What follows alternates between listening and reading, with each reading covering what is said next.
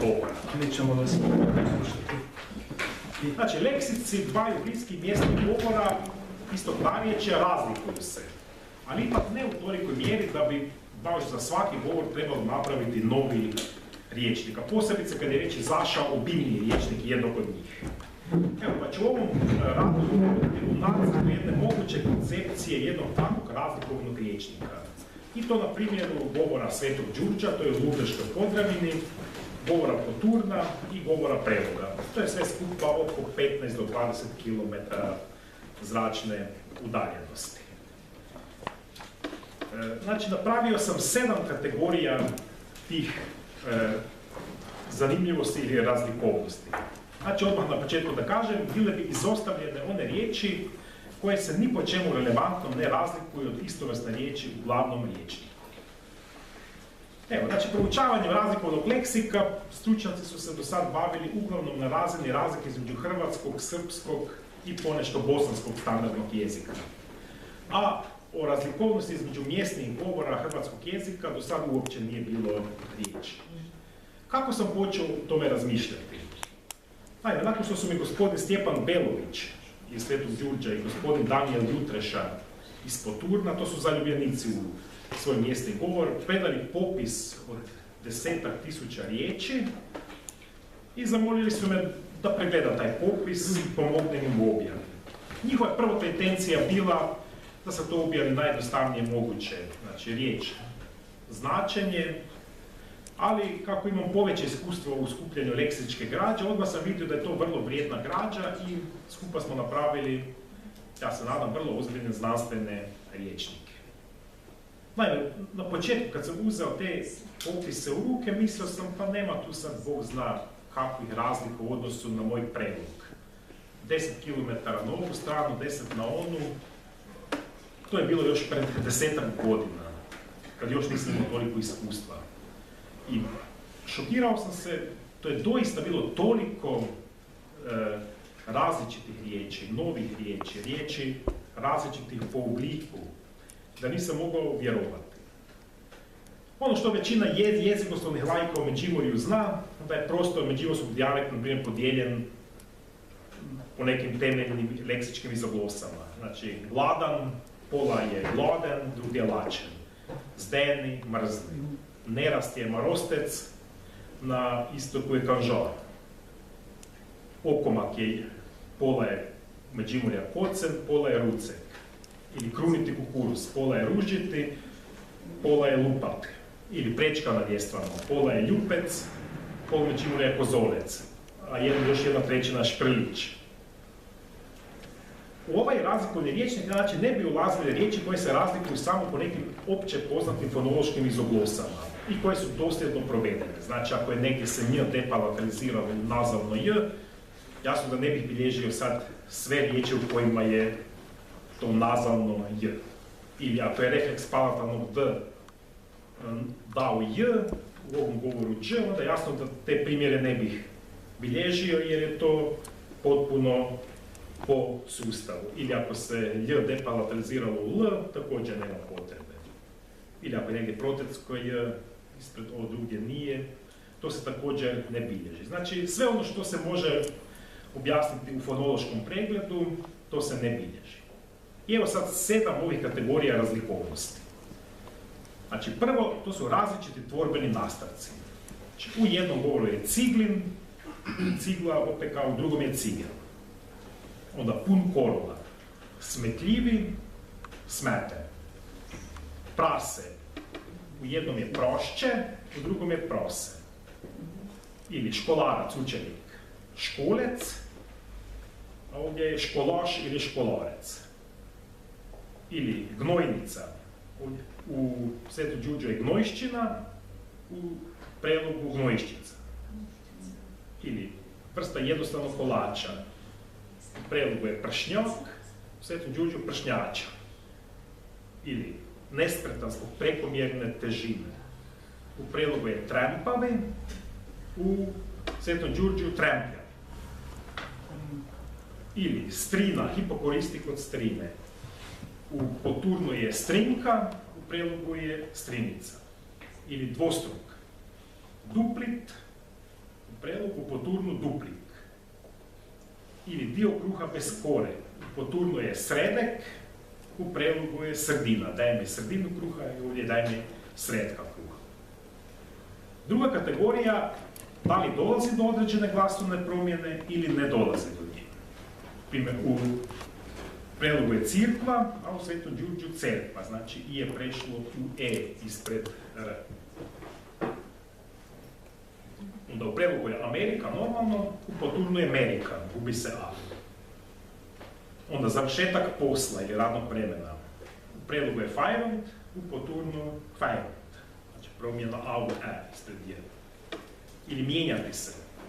U prelogu to normalno mijenjati se, a u poturnu je došlo do hiperprefiksacije tog glagola mijenjati se.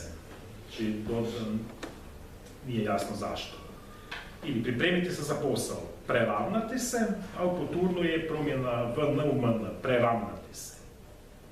Ili smračiti se. U prelogu je smračiti se, u Svetom Đurđu zmračiti se. Ili dječji metak od kudelje. U prelogu je golomboš, a u poturnu se jedno o izgubilo, pa je glombuš. Ili onaj koji sadrži 1 decilitar. U prelogu je decnati, a u poturnu je došlo do palatalizacije, pa je dečnati. Nervoza, stanje živčane napetosti. U prelogu normalno nervoza, u poturnu se iz nekog razloga dodalo o, pa je nervoza. Ili gumno, u prelogu je guvno, a u poturnu je guhno. Znači, vidimo promjena m, ovdje u v, tamo u h. Terati se. U prelogu je kričati, a u poturnu je dodano š, pa je krišćati. Ili škakljiv. U prelogu je žegetljivi, a u poturnu žegečljivi. Ili kvariti se, u vremenu, početi se oblačiti. U prelogu je komoriti se, a u poturnu pomeriti se. Onda, treća kategorija, to su leksemi koji su onomatopeje s istim značenjem, ali različitim planom izraza. Evo, znači, kapati. U Svetom Đurđu je kvapati, u prelogu čvapati. Znači, kiša, dešć, kvapa ili čvapati. Onda, uzvik za poticanje djeteta na mokrenje. U prelogu je piš, piš, a u poturnu je cuc, cuc. Onda, tresti se tijekom vožnje. U prelogu je drnkati se, a u poturnu drnckati se. Onda uzvik za tjeranje kokoši u kokošinjac. U prelogu je samo c, a u poturnu je sed c, sed c. Ovo je od sjede, sed, neka akcija. Ili proizvoditi zvuk poput vode koje uđe u ovuću. U prelogu je žverckate, a u poturnu je žvarckate. Ili naglo posrkati tekućinu. U poturnu je pohljuknuti, u prelogu pošljoknuti. Četvrta kategorija je da nije zabilježena ta realija koja u jednom govoru jeste, a u drugom nije. Znači, odjuriti, znači odkurditi, znači nije uopće jasno. Svetom Đurđu je odkurditi, a u prelogu to nije zabilježeno. Ili pokrasti, eufemizam za pokrasti u Svetom Đurđu je počobrati. Isto nije jasna etimologija. Ili raspustiti se u moralnom smislu muškarcima, razbečariti se. Znači, zanimljivo, bečari se u Međimurju ne spominju, ali čim se pređe Drava, već postoji dosta leksema u vezi bečara. Ili iz poljoprivredne terminologije izobličiti se zbog prejakog klepanja. Znači, kad klepamo kosu, ako prejako lupamo, ona se izobliči. I za to postoji termin u poturnu zbankušiti se. Drugdje nisam zabilježio. Ili uzvik koji se dijete potiče da ide spavati, pa je u poturnu zabilježen uzvik spotek, spotek. Zanimljivo, čak uzvik ima svoj diminutiv. To je u pekavštini hipokorističnosti, diminutivi su vrlo česti, ali čak znači i kod, ne samo kod imenica, nego i kod priloga. Znači, spotek. Sljedeća kategorija, to su lažni prijatelji ili pseudoanalogonimija. U Svetom Đurđu je diholje začin, a u prelogu je diholje kozmetika. Onda, cucek, ovo je vrlo zanimljivo, cucek je u prelogu normalno pas, a u poturno je cucek muški spolni organ. Od cuca i onda je, to je ženski spolni organ. Znači, doista to me iznenadilo. Znači, onda vičan. U poturnu je vičen, a u prelogu je vučen. Onda črnina. Črnina je u prelogu crnina, znači žalobna odjeća, a u poturnu je to crno grožđe. Znači črnina već dozrijeva. To bi u prelogu za crno grožđe rekli supstantiviziranim pridjevom. Črno je manje bolje nego bijelo. Ili prelišće. U prelogu je prelišće krpa koja služi za pranje suđa, najčešće već neka iznošena odjeća, komadi. A u poturnu je to uređeno mjesto na izvoru ili potoku za pranje rublja. Onda skupi. U prelogu je skupi škrp, a u poturnu je to skupo. Imam neka graha za prodati, a nega šte pa dati. Bom počakao dok poskuplješ. Sljedeća kategorija, da se za jedno isto značenje u jednom mjesnom govoru upotrebljava jedan leksem, a u drugom drugi. Evo, crvotočan, u poturnu je črvotočen, a u prelogu je črvojen. Ili krt o mesu. U prelogu je lojši, a u poturnu lebi. Ili propuh. U prelogu je normalno slavenska riječ propuh, a u poturnu je germanizam durcuk. Ili junačiti se. Poturno je zabilježen zanimljiv primjer, kosturiti se. Jožek se med puckami kosturi kak pevček. A dok dojde nešće jakšim, on dimu od kurt.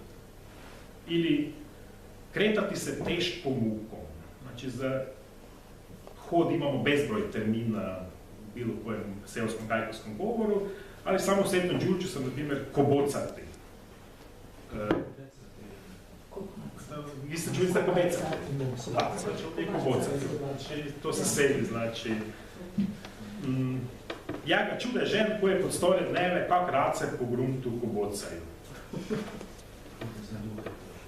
Ili napraviti nabore, na primjer na suknji, u prelogu je nafoldati, a u Svetom Đurđu nacigati. Ili devetka u kartanju, u prelogu je normalno devetka, a u poturnu germanizam najne, kojeg nikde nisam zabilježio, osim tamo.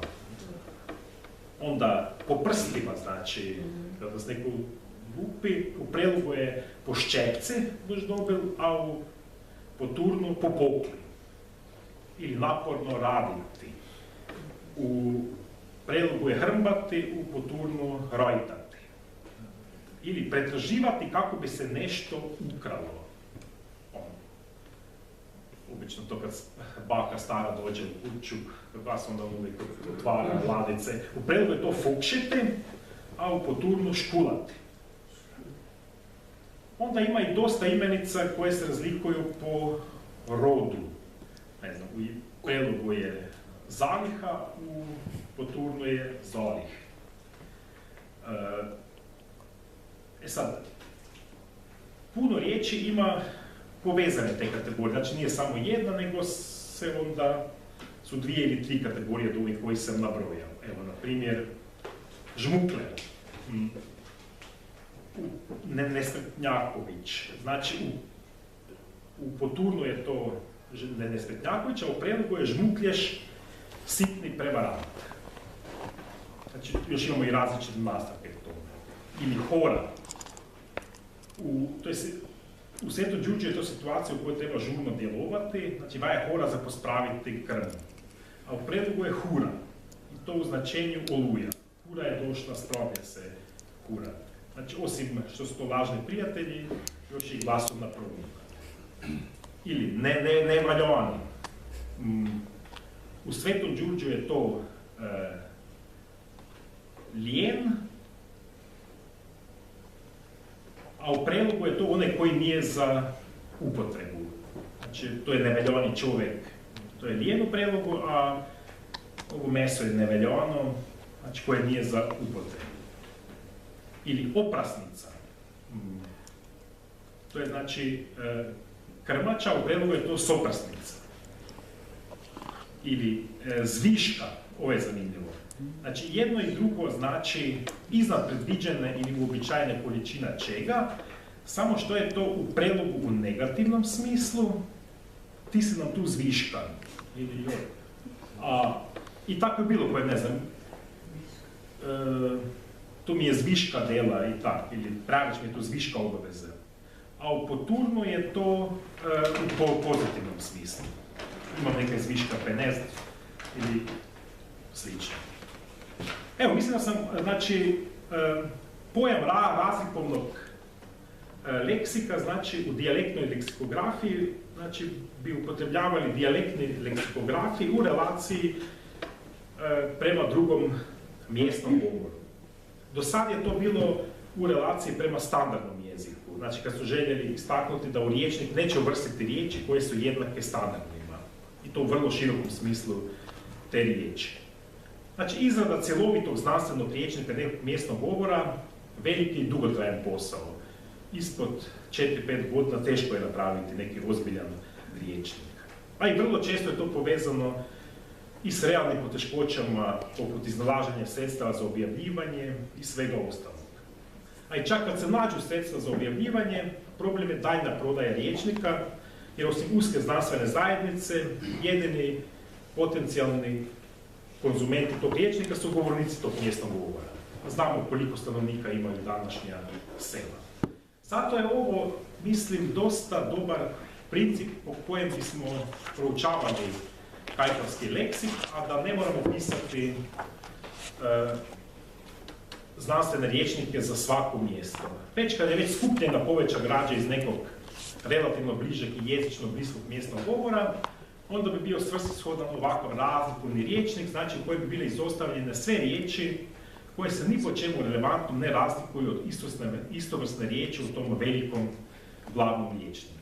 Na taj način bi se lakše pratili procesi i širenja i rasprostranjenosti najrazličitijih jezičnih pojava iz područja semantike i stvorbe riječi, a ne samo opće poznatih jezičnih izoglosa koje se tiču uglavnom fonologije. Koliko znamo, nažalost, danas se dijalektologija uglavnom bavi fonologijom, pitanjem dugo-kratko, pitanje jata, a pitanje leksikologije je, nažalost, dosta zanemareno. Evo, vjerujem da bi ovakva istraživanja koje sam započeo mogla pripomoći i boljem razumijevanju raširenosti pojedinih leksema i zakonitostima širenja. Evo, kao što je već profesor zamijetio, znači da jedan primjer, znači jedna riječ putuje od mjesta do mjesta, negdje se malo se promijeni, samo fonološki, negdje i po značenju, a to su vrlo zanimljivi lingvistički procesi. Evo, u tom pravcu ću vršiti daljnje istraživanje. Zahvaljujem.